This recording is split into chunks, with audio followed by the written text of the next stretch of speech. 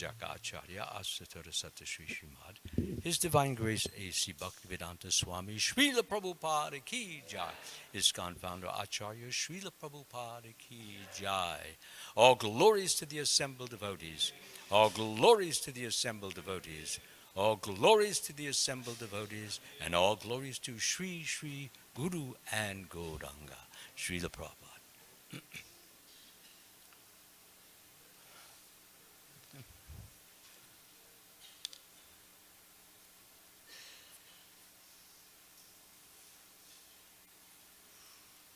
Om Namo Bhagavate Vasudevaya.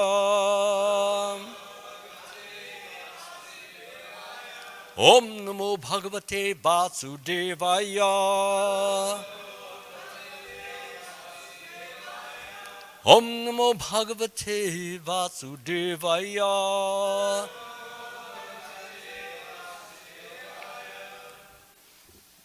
Reading from the Srimad Bhagavatam, Canto 1, Chapter 16, and Text 35. Because it's a long verse, there will be two verses actually. One of them, the second one does not have a purport, and that will end the chapter, and the first one does. So I'll just go through in the normal sequence and come back focusing on the purport.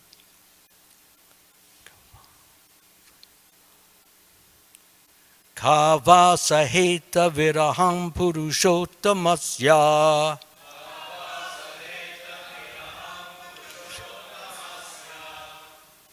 Prema valoka ruchirasmita valgujalpai.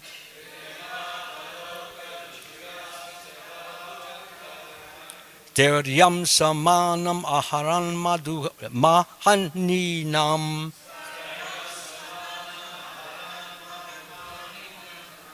Romatsavo mama yadangri vitankritaya.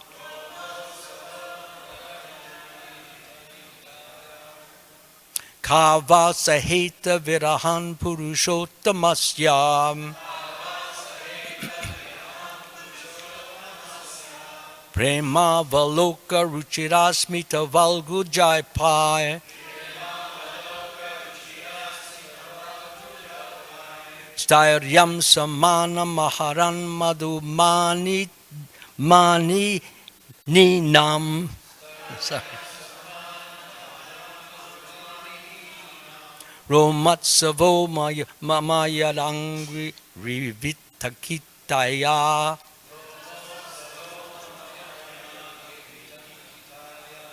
Kava saheta viraham purushottamasya.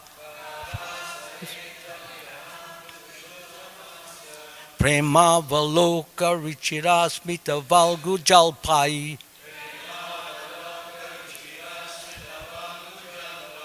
Steryam samana maharan madhumainininam.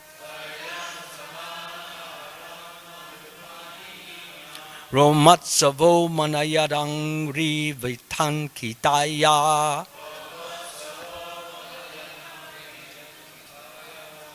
Please chant.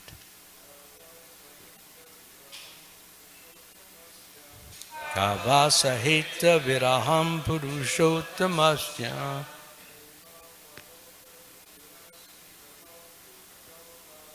Prema valoka richirasmita valgujalpai.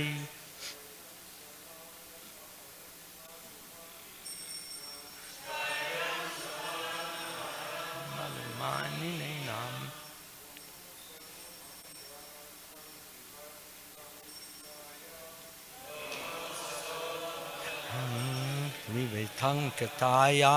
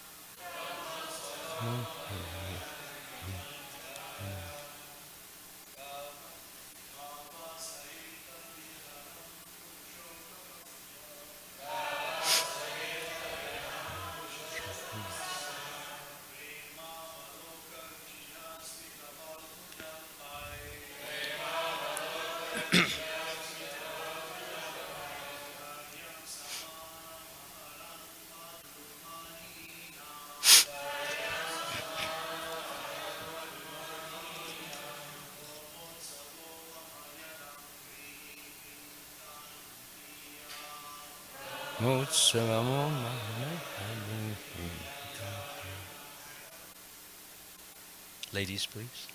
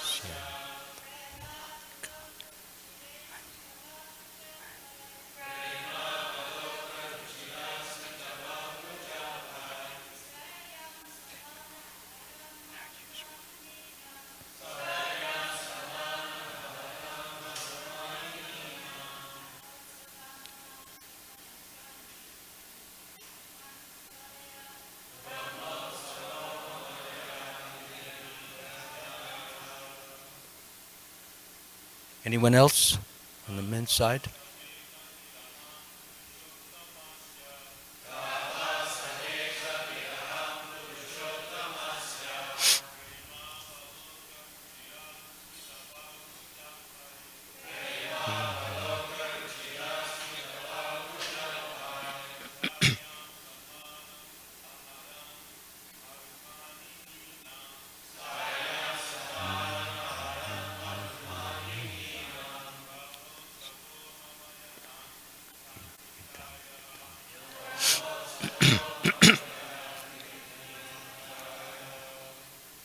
Synonyms.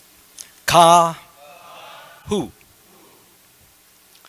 Va, either.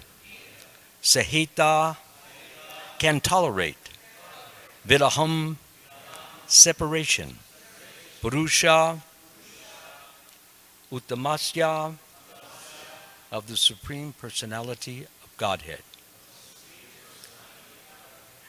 Prema, loving. Avaloka, glancing. Ruchirasmita, pleasing smile. Valgu jalpai, hearty appeals. Stairyam, gravity. Samanam, along with. Passionate wrath. Aharat, conquered. Madhu, sweethearts. Manininam, women, such as Satyabhama. Roma Utsavaha, hair standing on end. Go ahead. Out of pleasure. Mama, mine. Yat, whose. Angri, feet. Vitakati, Vitankitaya, imprinted with. Translation. By the way, Mother Earth is speaking these words for those who may have come late, and she's speaking them to Dharma, who is in the form of a bull, and she's expressing her grief over the fact that, well, it will come in here. Who, therefore, can tolerate the pangs of separation from that Supreme Personality of Godhead? He could conquer the gravity and passionate wrath of his sweethearts like Satyabhama by his sweet smile of love, pleasing glance, and hearty appeals. When he traversed my Earth's surface, I would be immersed in the dust of his lotus feet, and thus be sumptuously covered with grass, which appeared like hairs standing on me out of pleasure. Purport. There were chances of separation between the Lord and his thousands of queens because of the Lord's being absent from home. But as far as his connection with earth was concerned, well, the Lord would traverse the earth with his lotus feet, and therefore there was no chance of separation. In other words, that was an everyday thing. Whereas the Lord would sometimes go on expeditions, he would go on visits, and the queens would not be with him. When the Lord left the surface of the earth to return to his spiritual abode, the earth's feelings of separation were therefore more acute. So I will just go to, I will do this by myself. We don't have to do it either in unison or one after another. Taror evam katayato prativi dharmayostada parikshin nama rajashi prapita prachim sarasvatim. Translation. While the earth and the personality of religion were thus engaged in conversation, the saintly king Pariksit reached the shore of the Sarasvati river, which flowed toward the east. Thus end the Bhaktivedanta purports of the first canto, 16th chapter of the Srimad Bhagavatam, entitled How Pariksit Received the Age of Kali. Om Agyanati Mirandasya Gananjana Shalakaya Chakshur Unmalitam Yena Tasmai Shri Gurave Namaha. I was born in the darkness of ignorance, and my spiritual master opened my eyes with the torchlight of knowledge. I offer my humble obeisances unto his lotus feet.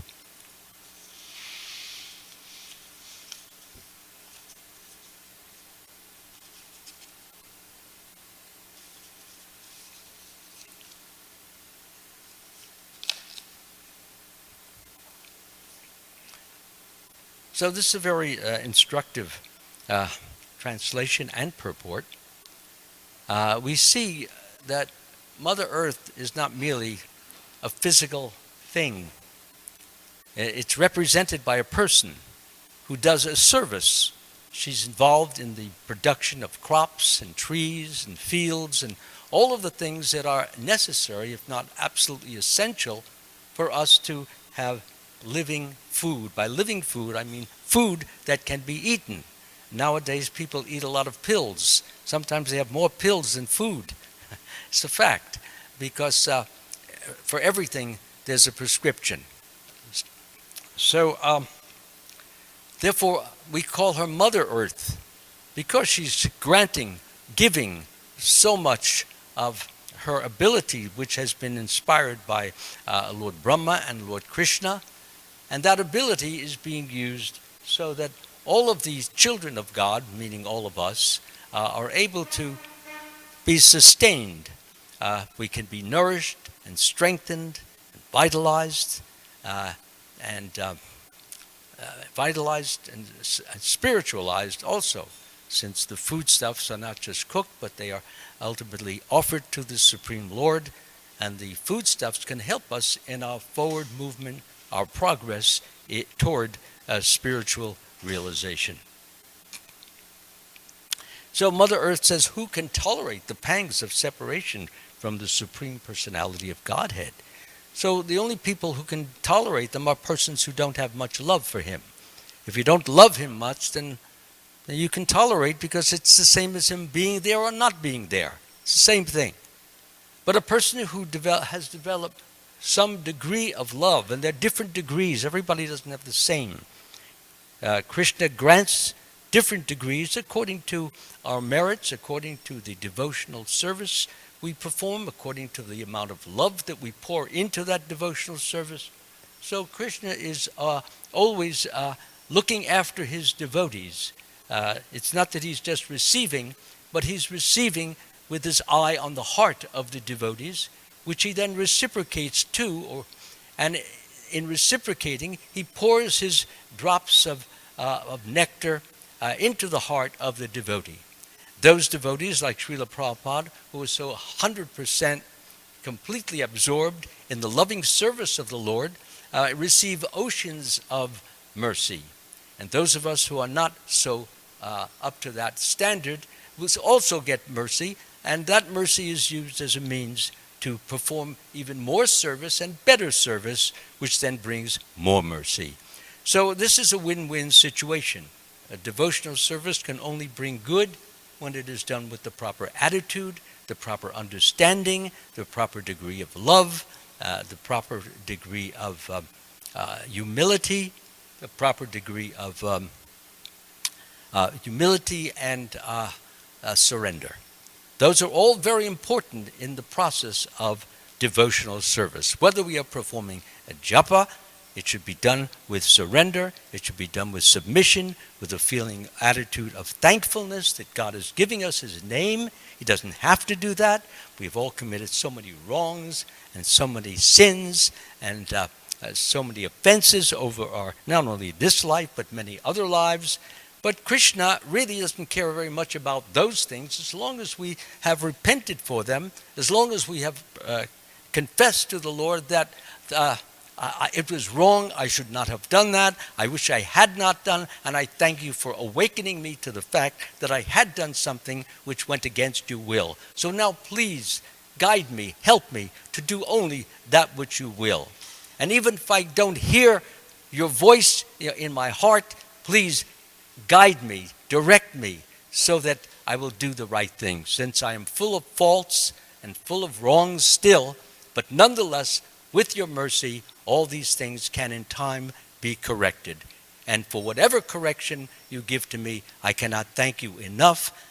Over and over, many, many times, I can simply say, after each round of japa, thank you for giving me your holy name. I thank you for giving me the blessings that go with your holy name. I am indeed so blessed, and I am so thankful for all of these things. So, as Mother Earth says, who can tolerate the pangs of separation? So these pangs of separation are a bit painful. Nonetheless, because they are separation not from just anything, but separation from the Supreme Lord, then they have also an element of blissfulness to them.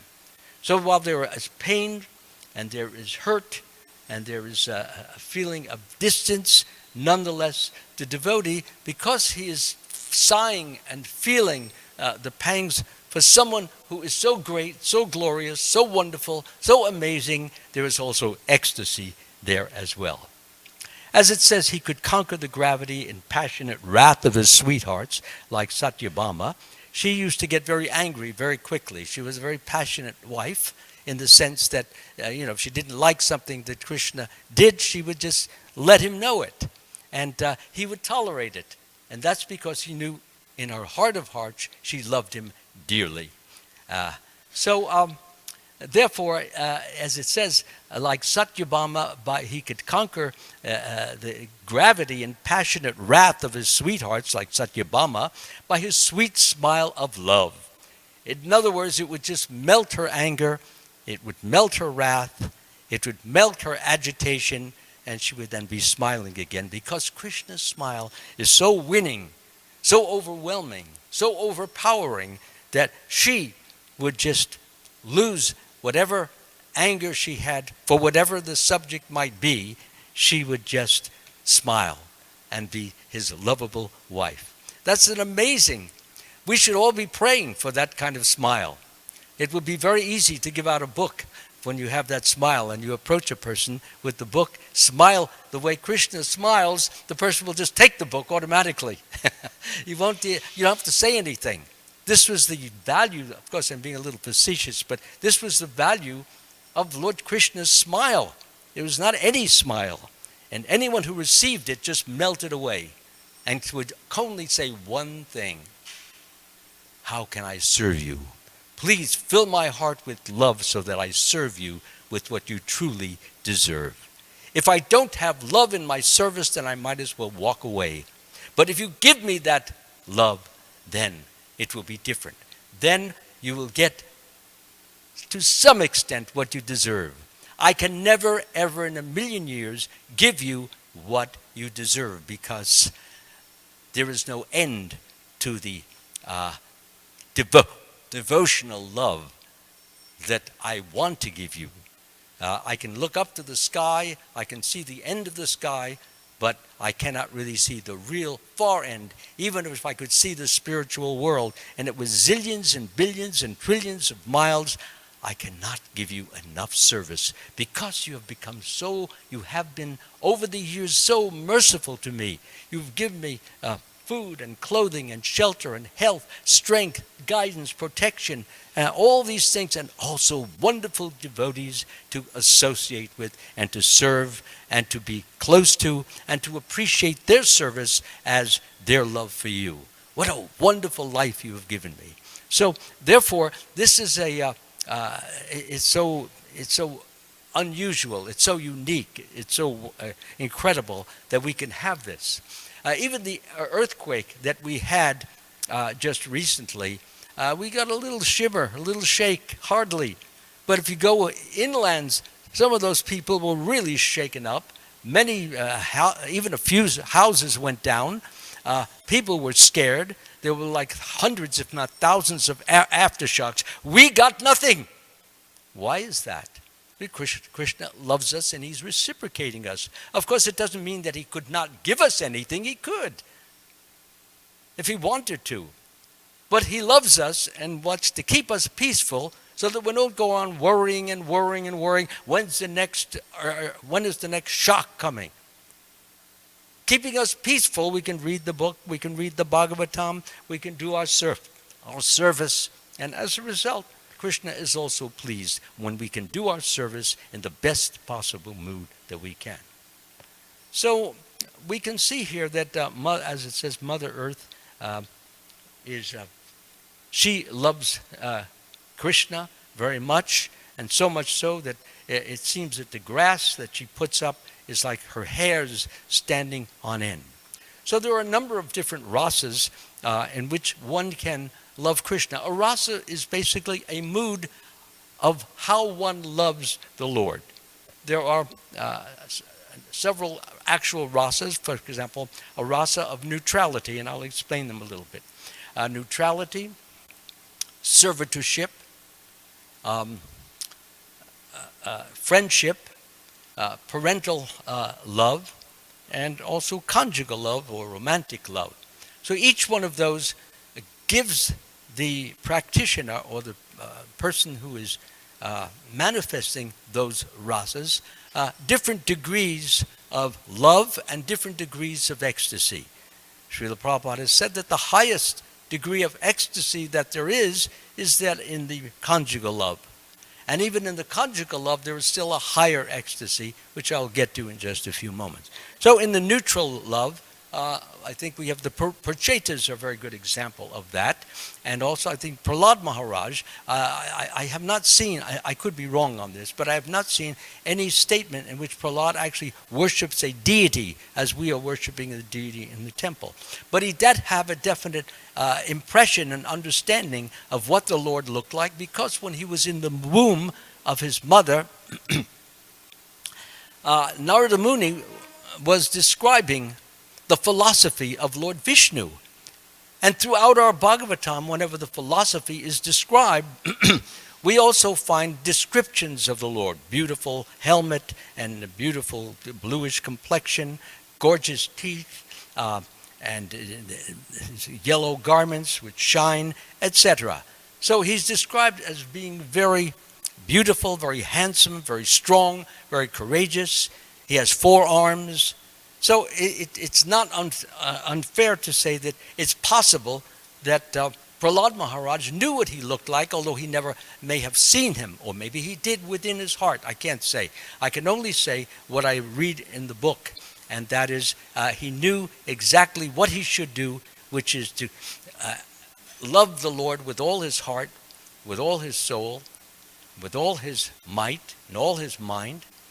And in addition to that, to love all living entities as he would love himself. So he had this philosophy, and we saw how Prahlad Maharaj would express his love to all his classmates. And even though he was forbidden to talk about Lord Vishnu, he didn't care what his father said. He didn't care what his teachers, Sunda and Amarka, said.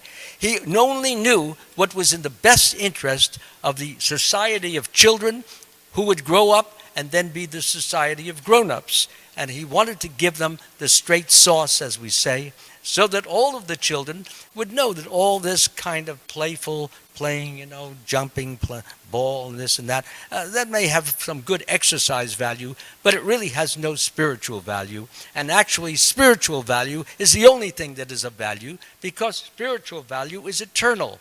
And all of these other things, they come and they go, and your body, it grows up, it grows old, and then you die, and what have you got to show for it? Nothing. You just do it all over again and experience the miseries, the sufferings, the uncertainties, the doubts, all of these things you experience again, and sometimes you say to yourself, I wish I was dead, And there are many people who say that, I wish I was dead. In fact, one family member of mine, he was having some terrible suffering. I won't mention who or his name, but he called me up one day and he said, he called me Alan. He said, Alan, would you do me one favor? I said, what should I do? What would you like? I already gave you the holy name. I can't give you anything better than that. He says, no, there's one thing that could be better. Would you please ask Krishna to take my life away today? I said, I'm sorry, you got the wrong person.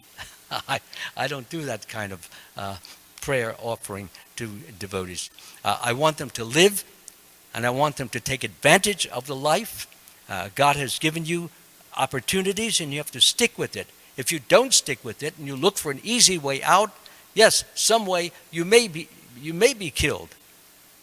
But if that's what you wanted and you didn't want to really go through the process of improving, refining, building, and uplifting your consciousness, then you just stay the same way and you come back the next.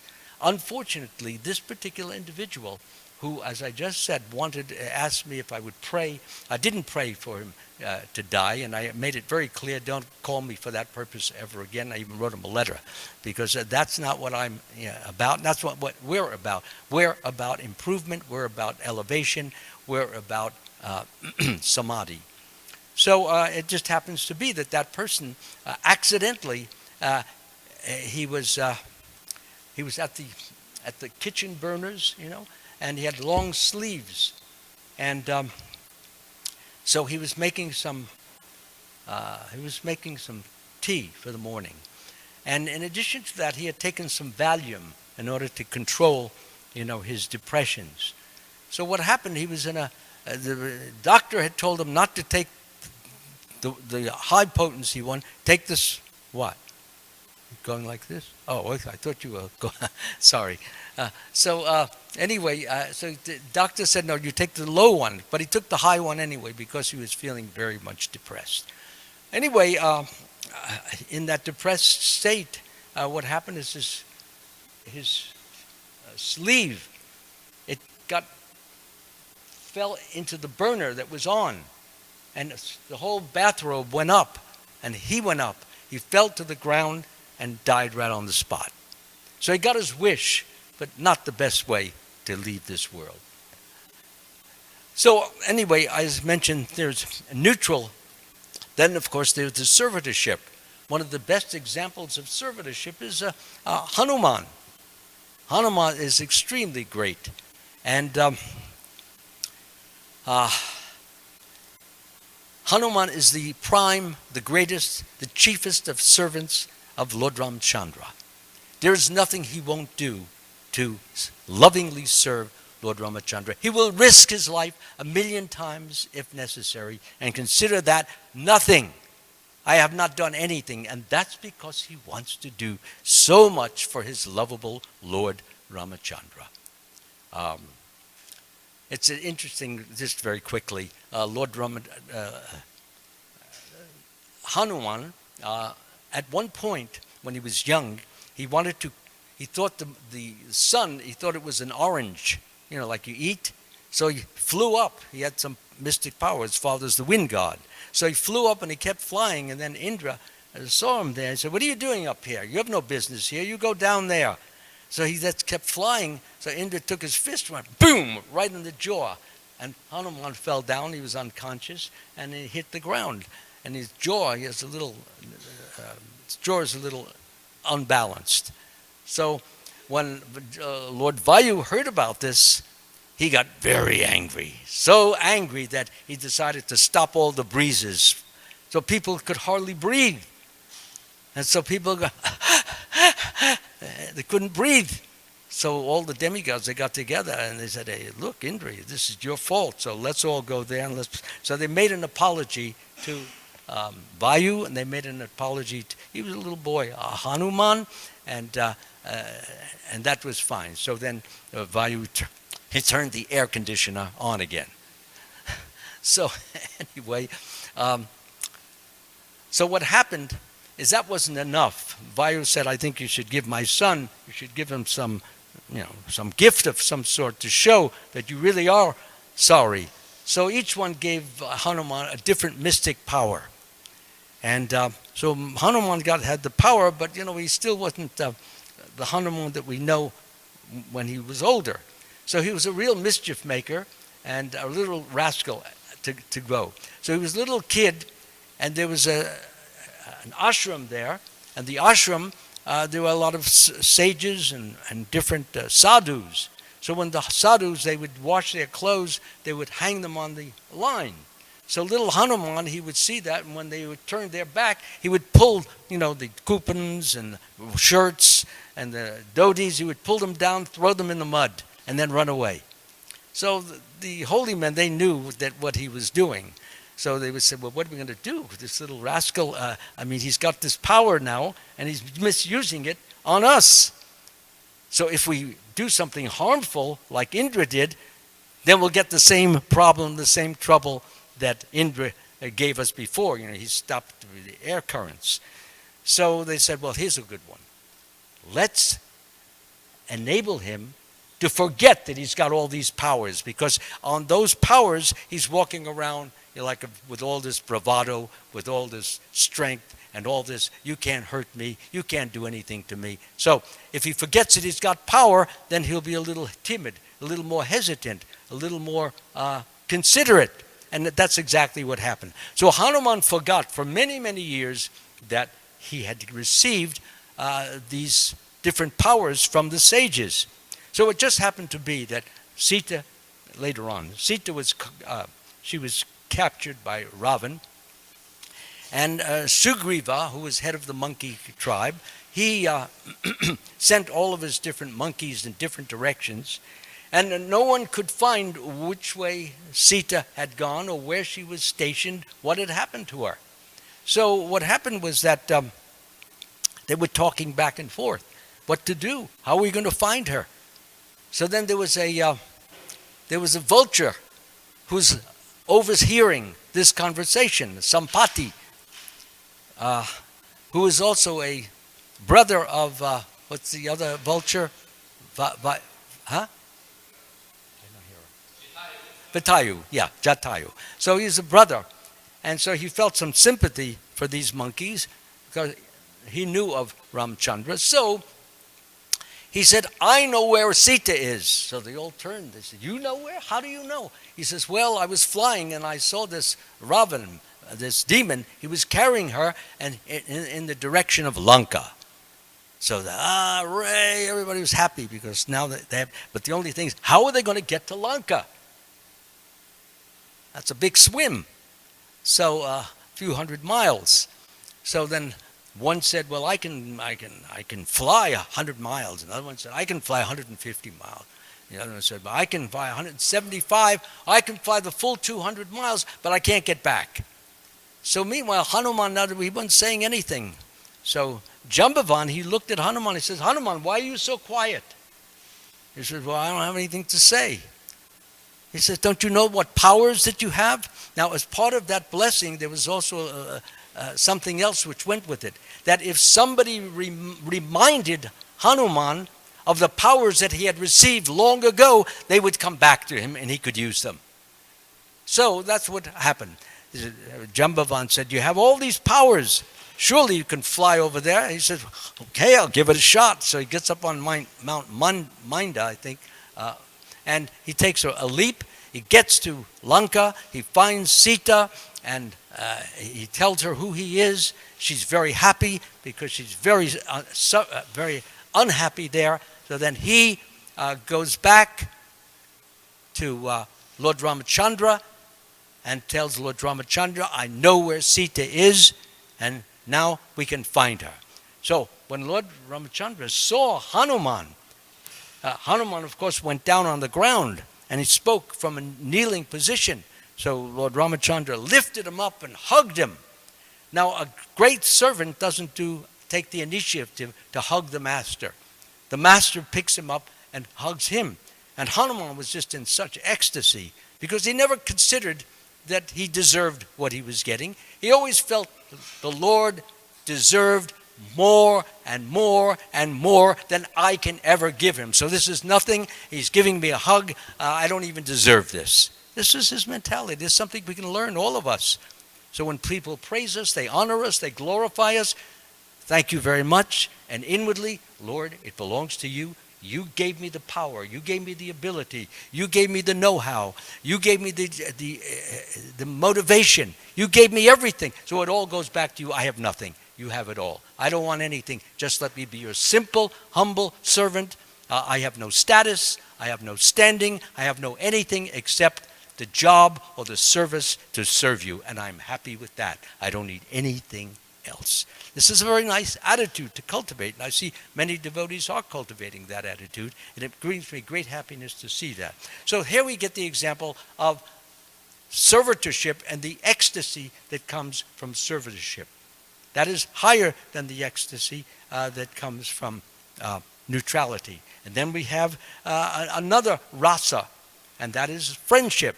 And one of the greatest exponents of friendship was Arjuna, who was given or told the whole Bhagavad Gita and had so many intimate pastimes with Krishna. They would walk together, they would go do bow and arrow shooting together, they would sit together, lie together. Even Krishna helped get Arjuna Subhadra, who was his sister, who was Krishna's sister, because Arjuna, he was very, very much attracted to her. So they did a whole plot, which I won't go into now. It's not germane to the talk. So therefore, Arjuna was always ecstatic, and so was Yudhishthira. So much so that they didn't want to let Krishna go when he had gone there for a certain period of time, and it was time for him to leave. They said, please, they begged, they got down on their knees, they cried, please stay a little longer. And Kunti was there also. She was crying. These were great, great devotees experiencing incredible ecstasy. But it was not the ecstasy, it was just having him near them. And that's what they wanted. Because remember I talked about the smile? Remember what I talked about? The glance, the beautiful hands, like we see Mother Rukmini, she got her hand like this in blessing. So they were very, very,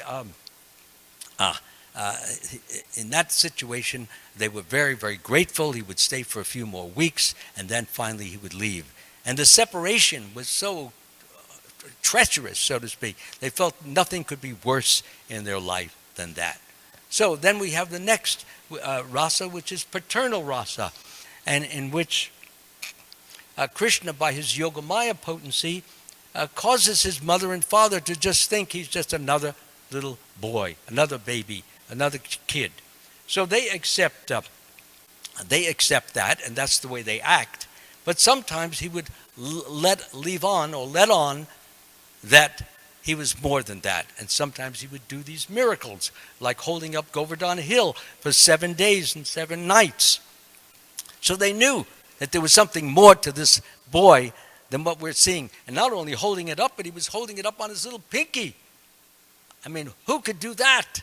So therefore, Krishna would have to use his Yogamaya potency to help them forget this so that they could continue in their rasa and enjoying the ecstasy that that rasa was giving them. And last but not least was the gopis of Vrindavan.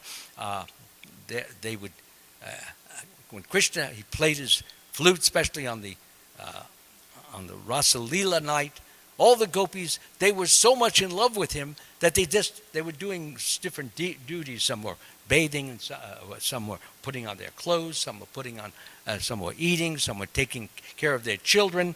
So as soon as they heard the flute, they immediately rushed towards that spot. And the father said, "Where are you going? It's already getting nighttime. You shouldn't go out. Forget about Krishna now." They didn't even hear it. They didn't want to know about it. So what happened was that they ran, 100 of them going, and this finally, and what was happening is the father ran after, the uncles ran after, the brothers ran after, so all of them were running after after the gopis. But a mystical act was being taken place, which Krishna had done, and which I'll explain right now. So what happened is finally they met Krishna, and then they finally had the Ras Leela, the dance. So this was very ecstatic. But before that happened, Krishna disappeared from them on the grounds that they were proud. Actually, the gopis were never proud. You will read all over the Bhagavatam that Radharani and the gopis, they have no false pride whatsoever. They had no fear of being ostracized, kicked out of their house, just because, the mother didn't like it. They had no concern for social acceptance. Their only concern was to please Krishna whichever way they could. So what happened was that, anyway, they had their Ras Leela, and it was very enjoyable. And then Krishna said, "Okay, you can go back home now, because it's Brahma Muhurta. It's almost, time for you to rise." So they said, "Well, where are we going to go? Their parents, they're not going to accept us. They already got rid of us. They wrote us off. Nothing to do because we disobeyed them." It's very important in those days for a young woman to not disobey the father and the mother. And they completely were disobedient because the love for Krishna was more important than any social etiquette as far as they were concerned. So Krishna says, "Don't worry about it. Just go to your homes. I've arranged everything to be okay." So what happened is when they went to their homes, everybody was asleep. And then when they went into their own rooms, there were gopis lying on the bed, their own bed. It was like what you call an illusory gopi, which Krishna had arranged. So as soon as they walked into the room, those illusory gopis disappeared. So that's how Krishna, he loves the devotees so much that he made sure that the father and the mother and the uncle and brothers, they all thought the gopis were there when actually they were illusory gopis. So then the gopis came in, they went there, got on bed, and so forth. Everything went on. So there's so much in when the gopis were searching for Krishna when he had left them earlier. They became so ecstatic that they even forgot who they were. They were thinking, because all they were thinking of was Krishna, and they began talking like Krishna, acting like Krishna, walking like Krishna, talking different things that Krishna had said. And they were so ecstatic in the whole thing. So although they were in pain of separation, on the other hand, they were in bliss of love and separation of the Lord. So I think I've said maybe too much, and I apologize for keeping you. Nonetheless, if anyone has any questions, would like, you can always come up here. I'll do my best to answer it. And if I can't answer it, I'll send you to Savas. He should be able to take care of it. Okay, thank you very much. Haribol. Amala-bhakta Swami ki jai.